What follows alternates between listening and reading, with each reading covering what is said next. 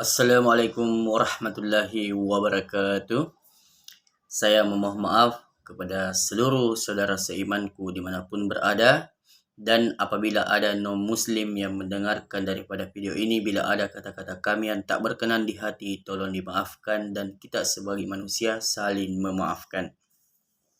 Jadi Alhamdulillah, lanjutan daripada cerita kisah hidup yang pernah kami lalui, sehingga saya menggelar diri saya adalah orang paling terkaya di dunia meskipun tidak berkelimpangan harta.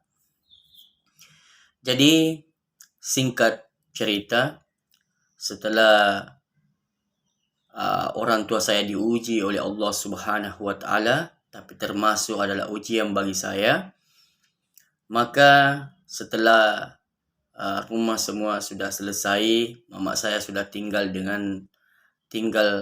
di rumah itu bersama dengan bapak tiri saya, dan mama saya langsung berkata, "Sekarang nak, saya sudah merasa bahagia, dan apa yang kau persembahkan kepada saya ini sudah lebih dari cukup. Akan tetapi masih ada yang kurang." Aku bilang, "Apa itu, Mak?" "Apalah artinya kamu ini hidup tanpa adanya seorang pendamping hidup? Maka bagaimana kalau kamu mencari lagi pasangan hidup yang memang siap mendampingimu dunia sampai akhirat?"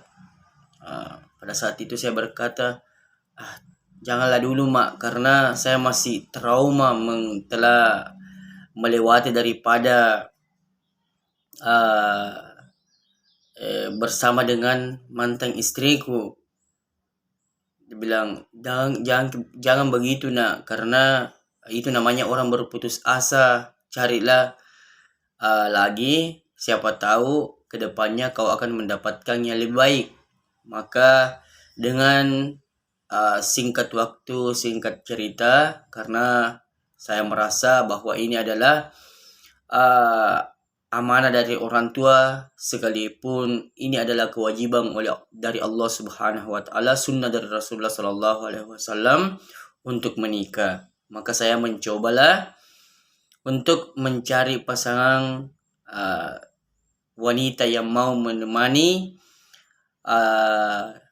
dunia sampai akhirat, ataupun wanita yang mau diajak untuk hidup susah. Karena namanya dalam berumah tangga, namanya kehidupan tidak akan mungkin akan senang selamanya, pasti akan ada susah, ada senang. Jadi saya mencari wanita yang mau diajak hidup susah dan senang. Maka dengan singkat cerita, Alhamdulillah, kami mendapatkan seorang wanita. Kemudian saya dengan singkat cerita, kemudian saya bertanya kepada wanita ini, "Wahai Dek, kalau memang kau betul-betul suka dengan saya akan tidak mau pacaran. Jika memang kau betul-betul suka dengan saya, temani aku menemani kedua orang tuamu. Saya ingin melamarmu bila ia merestui kita, ataupun aku mampu dengan uang panai." Karena kita terkenal di Sulawesi, meskipun kita saling cinta, kalau saya tidak mampu untuk memikul daripada uang panai, itu tidak akan terjadi. Maka singkat cerita, maka sang perempuan ini betul-betul menemani saya untuk menemui kedua orang tuanya di perjalanan Makassar menuju ke kampungnya. Masya Allah, perjalanan yang sungguh luar biasa. Karena saya sampaikan, kalau memang kau betul-betul juga suka dengan saya, tandanya kau menerima daripada perasaan yang saya ungkapkan kepadamu ini, yaitu kau menemani saya menemui kedua orang tuamu. Maka dia menemani saya. Maka setelah itu dia menemaniku menemui kedua orang tuanya. Dengan singkat cerita, maka saya bawa juga orang tuanya untuk bersilaturahmi, bertemu dengan saya punya orang tua, bertemu. Setelah itu maka uh, kami pun pulang ke kampungnya sang perempuan ini untuk setelah sampai di sana kembali, karena saya tidak bermalam di kampungku. Kemudian saya pulang ke kampungnya. Kemudian saya dengan seketika itu aku pun melamar. Lamaran saya diterima. Setelah saya diterima, saya meminta waktu, bilang beri saya waktu uh, sekitar berapa ya? Beri saya waktu sekitar 2 bulan atau 3 bulan. Insya Allah saya akan datang. Karena lamaran ini tidak seperti lamaran pada umumnya bahwa ingin didesak. Ini istilahnya cukuplah dengan orang tua, jangan dulu sebarkan kepada orang banyak. Jadi setelah saya punya uang cukup, saya akan datang lagi bersama dengan keluargaku sekalipun membawa uang panai. Maka setelah itu singkatlah cerita, maka kami pulanglah ke Makassar. Setelah kami bekerja Masya Allah, terkumpullah uang sesuai dengan apa yang dia minta. Dan ketika saya sudah sampaikan kepada keluarga ingin datang untuk membawa uang panai dalam bahasa istilah orang Sulawesi, Masya Allah, ujian betul-betul datang lagi, ujian yang Masya Allah sungguh luar biasa. Tiba-tiba sang kekasih ini, padahal kita ini sudah sepakat, tiba-tiba tiba-tiba memundurkan diri bahwa saya tidak bisa melanjutkan daripada rencana ini, tidak bisa melanjutkan hubungan ini. Saya bertanya, apa alasannya? Dia pun berkata bahwa tidak ada alasannya. Jadi aku bilang, tidak mungkin ini hubungan bisa berakhir seperti ini tanpa adanya alasan. Pokoknya dia tidak menjelaskan satu alasan pun. Tiba-tiba dia mengakhiri daripada hubungan ini. Kemudian diblokirlah saya punya nomor, diblokirlah saya punya FB, semua hancur. Maka saya tidak tahu malu saya mau seperti apa, karena dalam istilah bahasa Bugis ataupun orang Sulawesi bilang, bisa dikata seandainya saya mencetak undangan, saya sudah mencetak undangan. Dan kemudian banyak sudah orang yang sudah dalam bahasa Sulawesi, banyak sudah orang sudah masuk solo. Banyak orang yang sudah masuk solo, sudah kasih ke amplop, bilang, "Dek, saya tidak sempat datang di acaramu.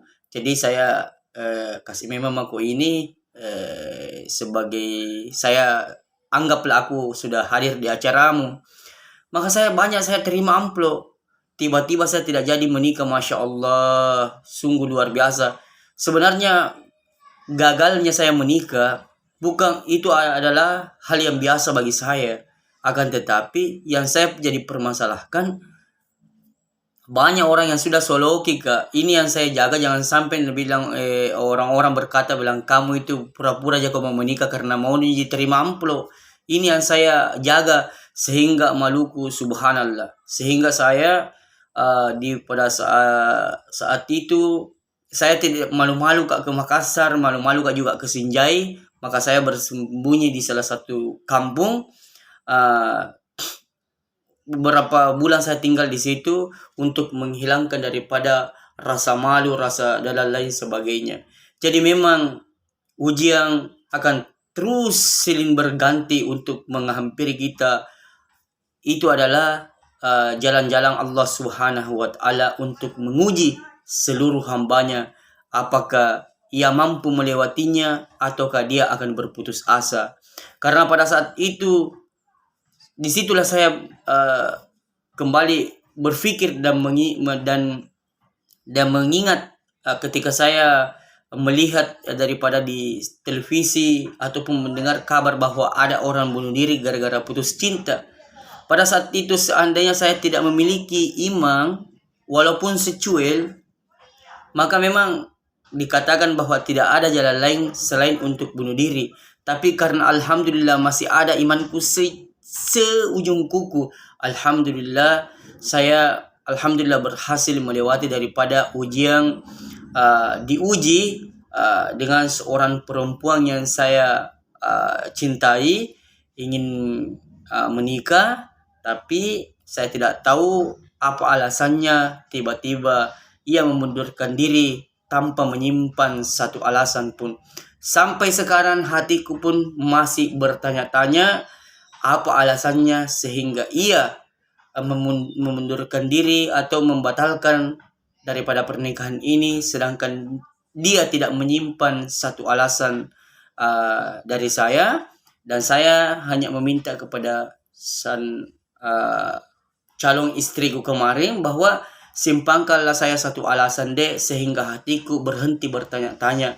Karena ketika kau tidak memberikan saya suatu alasan, maka sampai mati hatiku akan selalu bertanya-tanya, kenapa engkau mengagalkan hal ini, sedangkan engkau memberikan saya lampu hijau. Karena saya berkata, bila kamu betul-betul serius dek, mau menerima daripada lamaran saya, karena saya adalah seorang duda, maka aku menemani kedua orang tuamu. Dan dia menemani saya. Berarti apa dari tanda dari perkataan saya ini, dan dia menanggapi karena dia menemani saya untuk menemani daripada kedua orang tuanya, dan lamaran saya diterima. Namun ujung-ujungnya berakhir tanpa alasan. Masya Allah.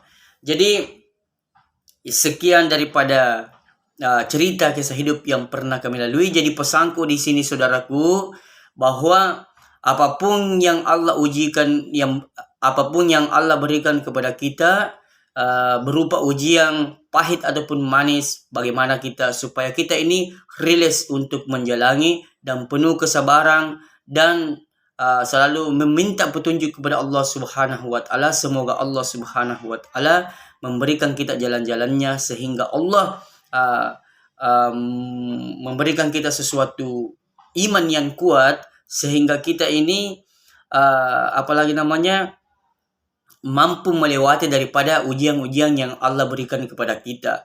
Karena apabila kita mampu melewati ujian-ujian yang ringan ataupun yang berat, insya Allah seperti yang saya rasakan ini, merasa bahwa adalah orang yang paling terkaya di dunia meskipun tidak berkelimpangan harta.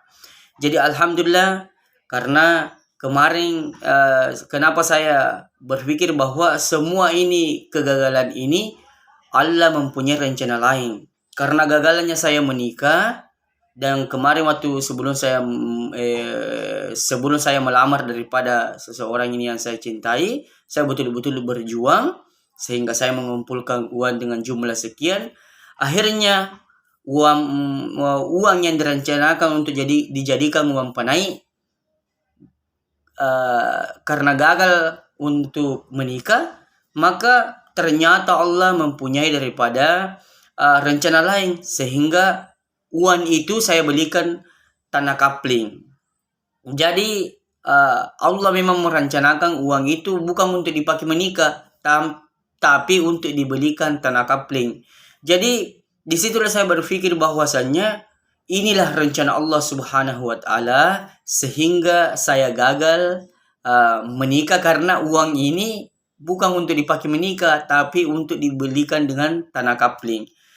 Jadi saudara seimanku dimanapun berada, apapun ujian apapun yang Allah berikan kepada kita, maka jangan kita cepat berputus asa, akan tetapi belajarlah bersangka baik kepada Allah.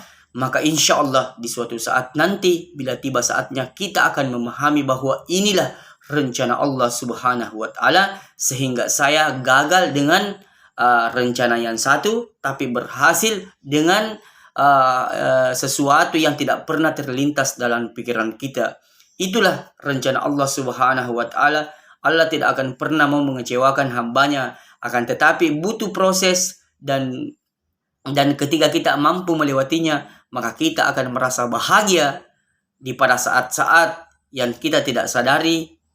Ternyata inilah rencana Allah untuk membuat saya bahagia, akan tetapi saya harus melewati dulu sesuatu perasaan yang merasa perasaan yang merasa kecewa karena gagal nikah, akan tetapi pada saat ini saya bahagia dengan mendapatkan hal-hal yang tidak pernah terlintas di dalam pikiranku. Jadi saudara seimanku dimanapun berada, jadi apabila Allah Subhanahu wa Ta'ala menguji kita, apapun ujian itu, pahit ataupun manis, mari kita bersama-sama untuk selalu bersangka baik kepada Allah Subhanahu wa Ta'ala, sehingga Allah Subhanahu wa Ta'ala menanamkan juga ke dalam hati kita rasa berkecukupan dengan apa yang kita miliki, dan merasa orang yang paling terkaya di dunia meskipun tidak berkelimpangan harta. Sekian yang saya bisa sampaikan. Bila ada kata-kata kami yang tak berkenan di hati, tolong dimaafkan.